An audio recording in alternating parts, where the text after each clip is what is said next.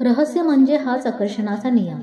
तुमच्या जीवनामध्ये जे जे येतं, घडत असतं, ते तुम्ही आकर्षित करत असता आणि ते तुम्ही तुमच्या मनातील प्रतिमांद्वारे आकर्षित करता. ज्याचा तुम्ही सतत विचार करता, त्या मानस प्रतिमा जे जे तुमच्या मनात चाललेलं असतं, ते तुम्ही आकर्षित करता. तुमच्या प्रत्येक विचाराला अस्तित्व येतं. तुमचा प्रत्येक विचार एक वस्तू, एक शक्ती आहे. Prentiss Mulford.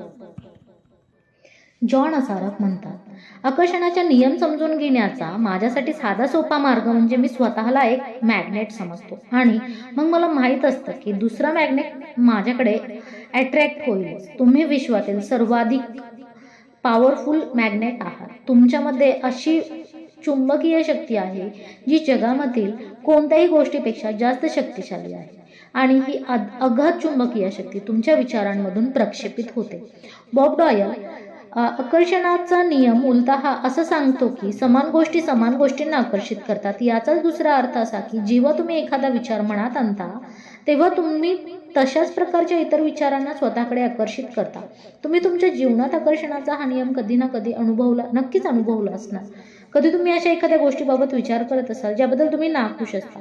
मग तुम्ही या गोष्टीबद्दल जितका अधिक विचार करू लागता तितकी ती आणखीन वाईट दिसायला लागली. हे असं होतं कारण जेव्हा आपण सातत्याने एकच विचार मनात आणता तेव्हा आकर्षणाचा नियम ताबडतोब त्याच्यासारखेच दुसरे विचार तुमच्याकडे खेचू लागतो. काही मिनिटातच तुमच्या डोक्यामध्ये इतर सारे एकसारखे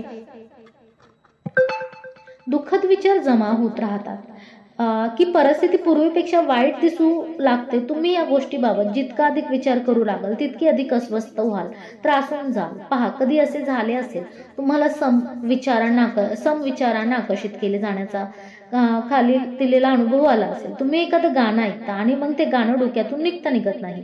हे गाणं पुन्हा पुन्हा तुमच्या मनात घुमत राहतं. तुम्हाला जाणवलंही नसेल की जेव्हा तुम्ही ते गाणं ऐकत होता तेव्हा तुम्ही त्यावर तुमचं संपूर्ण लक्ष केंद्रित केलं होतं. असं केल्यामुळे तुम्ही त्या गाण्याबद्दलचे अधिक समविचार अत्यंत प्रबळ सामर्थ्याने जोरदारपणे आकर्षित केले. पुन्हा पुन्हा. जॉन असारफ यांच्या मते माणूस म्हणून आपलं काम हे की जे विचार आपल्याला हवे तेच मनात धरून ठेवणं. तुम्हाला नेमकं काय हवंय हे मनात अगदी स्पष्टपणे ठरवा. असं करून तुम्ही विश्वातील महान नियमांपैकी एक क्रियाशील करता. आकर्षणाचा नियम तुम्ही ज्याविषयी सर्वाधिक विचार करता तसे बनता. तुम्ही ज्या वस्तूबद्दल किंवा व्यक्तीबद्दल सर्वात अधिक विचार करता ती आपल्याकडे खेचून घेत असता, म्हणजेच आकर्षित करत असतात. त्यामुळेच म्हटले जाते की नेहमी पॉझिटिव्ह थॉट्स तुम्ही ठेवत जा. म्हणजे सगळे पॉझिटिव्ह तुम्हाला तुमच्या सराउंडिंग पॉझिटिव्ह राहील, तुमचा उराच पॉझिटिव्ह होईल आणि पॉझिटिव्ह असेल तर ऑफकोर्स आपल्याला पॉझिटिव्हच व्हाईब्स भेटतात. सो सतत आपण निगेटिव्ह थॉट्स न करता पॉझिटिव्ह थॉट्स ठेवायचे. तुमचं वर्तमान जीवन, सध्याचं आत्ताचं जीवन हे तुमच्या भूतकाळातील विचारांचं प्रतिबिंब आहे. यात तुमच्यापाशी असलेल्या सर्व चांगल्या गोष्टी सामील आहेत. तशा वाईटही तुम्ही ज्याविषयी सर्वाधिक विचार करता ती गोष्ट तुम्ही स्वतःकडे आकर्षित करता. त्या अर्थी तुमच्या जीवनातील प्रत्येक क्षेत्राबाबत काय विचार आहे ते तुम्हाला अगदी सहजच कळेल, कारण तेच तर तुम्ही अनुभवत आहात. तुमच्या त्या विचारांना आलेलं हे अस्तित्व फक्त आतापर्यंत, कारण आता तुम्ही रहस्य जाणून घेण्यास सुरुवात केली आहे आणि या ज्ञानानं तुम्ही तुम्हाला हवा तसा परिवर्तन जीवनात आणू शकता. कोणतीही गोष्ट बदलू शकता. जी गोष्ट तुम्ही तुमच्या मनचक्षुंनी पाहता ती तुमच्या हातात येणार असते. तुम्हाला जे हवं त्याबद्दल विचार करा, तो तुमचा प्रबळ विचार बनवा आणि ती गोष्ट जरूर तुमच्या जीवनात प्रकट होईल. So think positive. माईक जुली. थोडक्यात हा सिद्धांत 3 सोप्या शब्दात सांगणं सहज शक्य. विचार वस्तू बनतात, विचारांना अस्तित्व येतं. याच सामर्थ्यशील सिद्धांतामुळे तुमच्या विचारांना तुमच्या जीवनात अस्तित्व आलं. विचार वस्तू बनले हे तत्व स्वतःला पुन्हा पुन्हा सांगत राहा. तुमच्या मनात, अंतर्मनात ते सतत झिरपत राहू दे. तुमचे विचार साकार झाले. बहुतेक लोकांना हे माहीत नसतं की प्रत्येक विचाराला देखील एक फ्रिक्वेन्सी असते. आपण विचार मोजू शकतो आणि म्हणूनच जेव्हा तुम्ही एखाद्या गोष्टीविषयीचे सातत्याने पुन्हा पुन्हा विचार मनात आणत असता, नवीन कोरी गाडी जरूर असलेली रक्कम, पैसा, तुम्हाला हवा तसा जीवनसाथी मिळणं याची कल्पनाचित्र मनात उभी करता, त्यावेळी तुम्ही त्या विचारांची विशिष्ट फ्रिक्वेन्सी सतत प्रक्षेपित करीत असता. विचार चुंबकीय संकेत प्रक्षेपित करतात जे ती गोष्ट तुमच्याकडे आकर्षित करतात. डॉक्टर जो विटाल यांच्या मते प्रबळ विचार किंवा मानसिक दृष्टिकोन हा चुंबक होय. नियम असा आहे की समान गोष्टी एकमेकांकडे आकर्षित होतात. परिणाम स्वरूप मानसिक दृष्टिकोन हा नेहमी आपल्या गुणधर्मांना अनुरूप अशी परिस्थिती आकर्षित करतो. चार्ल्स ऑनेल यांच्या मते विचारांमध्ये चुंबकीय आकर्षण शक्ती असते आणि प्रत्येक विचारांची एक फ्रिक्वेन्सी असते. जेव्हा तुम्ही मनात सदा एखादा विचार आणता तेव्हा तो विचार प्रक्षेपित होऊन ब्रह्मांडात पसरतो आणि एखाद्या चुंबकाप्रमाणे समान फ्रिक्वेन्सीच्या गोष्टी आकर्षित करतो.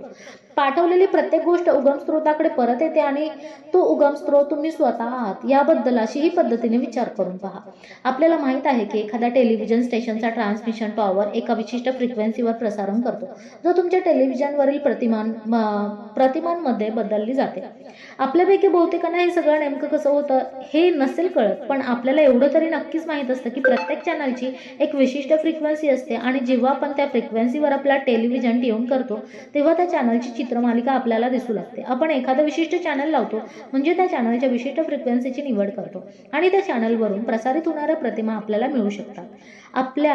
आपल्याला वेगळ्या प्रतिमा चित्र हवी असतील तर आपण चॅनल बदलतो आणि आपला टीव्ही दुसऱ्या फ्रिक्वेन्सीपाशी ट्यून करतो. तुम्ही स्वतः एक मानवी ट्रान्समिशन टॉवर आहात आणि तुम्ही या पृथ्वीवरील कोणत्याही टीव्ही टॉवरपेक्षा अधिक शक्तिशाली आहात. तुम्ही विश्वातील सर्वाधिक शक्तिशाली ट्रान्समिशन टॉवर आहात.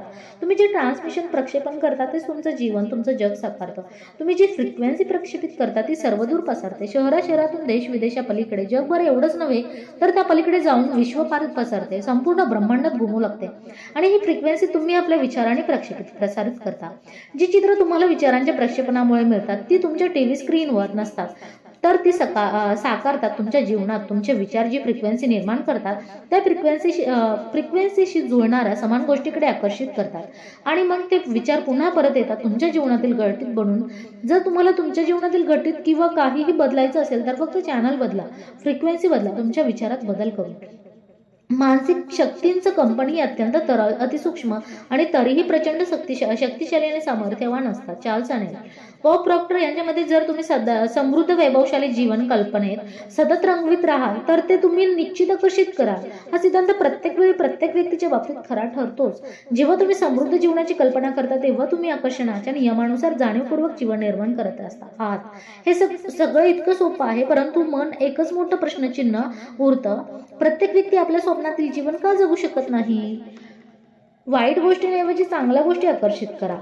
पॉझिटिव्ह थिंक ठेवा. जॉन असारफ यांच्या मते समस्या हीच आहे, बहुतेक लोक त्यांना जे नको आहे त्याचाच विचार करत राहतात आणि मग त्यांना उगाचच आश्चर्य वाटत राहतं. त्यांच्या बाबतीत या वाईट गोष्टी पुन्हा पुन्हा का घडतात?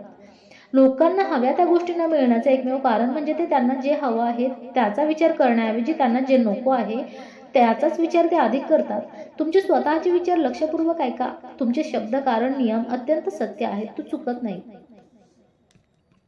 बॉब डायल यांच्या मते आकर्षणाचा नियम कार्यरत होताना या गोष्टी पर्वा अजिबात करत नाही की तुम्ही एखादी गोष्ट चांगली समजता की वाईट. तुम्हाला ती खरी हवी आहे किंवा नाही. हा नियम फक्त तुमच्या विचारांवर प्रतिक्रिया करतो. म्हणून तुमच्यावरील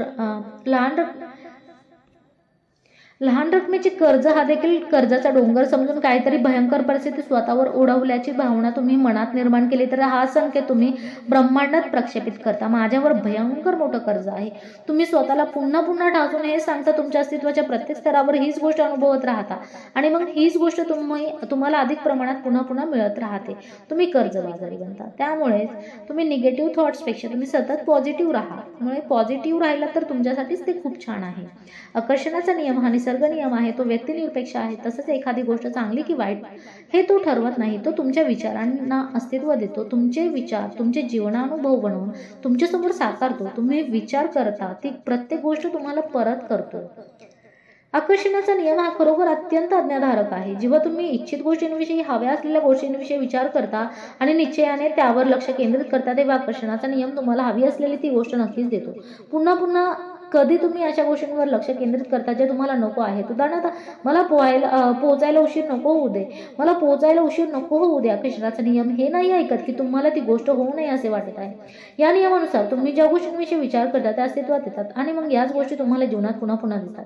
आकर्षणाचा नियम हा इच्छा की अनिच्छा असा भेदभाव करत नाही. जेव्हा तुम्ही एखाद्या गोष्टीवर आपलं लक्ष केंद्रित करता, मग ती कोणतीही असो, या नियमानुसार त्या गोष्टीला तुम्ही आपल्या जीवनातील अस्तित्व धारण करण्यासाठी जणू बोलवीत असता, आकर्षित करीत असता.